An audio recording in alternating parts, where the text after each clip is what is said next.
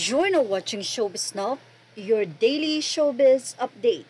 Inaasahan nga ng mga netizen kung ano ang magiging punishment ni Joey De Leon matapos ngang maglabas na ng statement ang MTRCB hinggil sa lubid issue ni Joey. Ayon sa MTRCB, taking cognizance of the complaints from the viewing public in relation to 80 Gimme 5 segment aired last 23 September 2023. The Movie and Television Review and Classification Board or MTRCB shall determine if the same are valid and presumably violative of Presidential Decree number 1986 and or its implementing rules and regulations.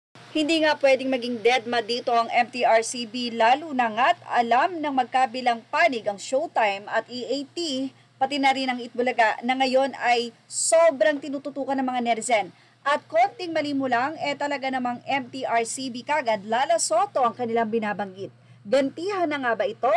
Or talagang hindi pinepersonal o pinoprotektahan ni Lala Soto ang EAT? Well, makikita natin yan kung ano ang magiging resulta ng nasabing statement na ito ang pagre-review ng MTRCB sa nasabi nga pong insidente sa Itbulaga ng pagkakasabi ni Joey De Leon na ang isa raw sa inilalagay sa leeg ay lubid. Ito ay matapos nga na magkaroon ng Gimme 5 ng mga bagay na isinasabit sa leeg. Na mental block nga ang nasabing contestant at pagkatapos ng kanyang oras, sinabi nga ni Joey De Leon na nakalimutan daw ng contestant na sabihin ang lubid. Bagay na kinundina ng maraming netizen at sinasabi nga nila na hindi na nga daw maganda ang mga birong ito ni Joey at napaka-insensitive. Say nila, ang ilan naman ay sinabi na ikaw kaya ang maglagay ng lubid. Depression is real. Yan ang mga naging reaksyon ng mga netizen. Ang iba ay narito pa ang naging say.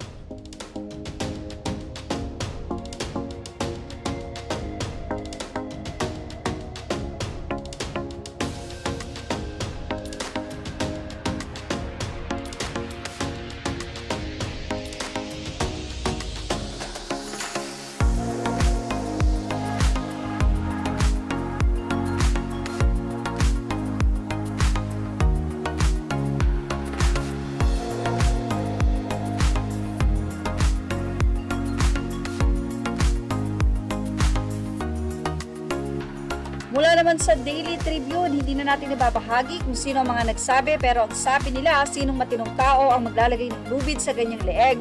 Pag nakakita ka ng taong naglalagay ng lubid sa kanyang leeg, ay malamang agad na maiisip ay may hindi magandang balak ang taong ito sa kanyang buhay. Pero bigyan pa rin po ng pagkakataong magpaliwanag si Mr. De Leon sa kanyang tangkang magpatawa. Say naman ng isa, blood is thicker than water. Lala will need more spiritual guidance from her dad and uncle. Sad to say for this to stop, Lala just need to resign. Fans of other show will report just about everything. Hindi titigil yan on both sides, putting pressure always on Lala. Sabi nga ni OG Diaz, may ma-report lang. Say naman ng isa, kung hindi ka talaga sindikato ng EAT, Lala ay minimum 15 days suspension. Dapat yan, suicidal joke na yan, buhay ng mga bata ang nakataya dyan. TBJ, mga black, well, I will never forget Joey said on live TV once, sa magandang babae, ang ganda mo, sarap mong blank, wala kayong kawawa, puro kayo anomalya, halata na. Well, yan ang mga sinasabi daw ni Joey De Leon noon. Yung mga joke ni Sir Joey ay hindi na nga daw maganda. Tama naman si Sir Joey to put things in context. Sige, yung mga bitter fans ni Vice Ganda, pagbigyan nyo na ng lubid iyang mga yan. Simple lang yan, Malala Soto, alis ang mas nakakatakot, pakakainin ng icing ang anak mo or sasabitan ng lubid sa leeg.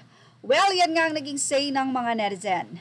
Ano naman po magiging say nyo about dito? Dapat lang ba nabigyan ng suspensyon itong si Joey De Leon? Ilagay na ang inyong opinion sa ating comment section.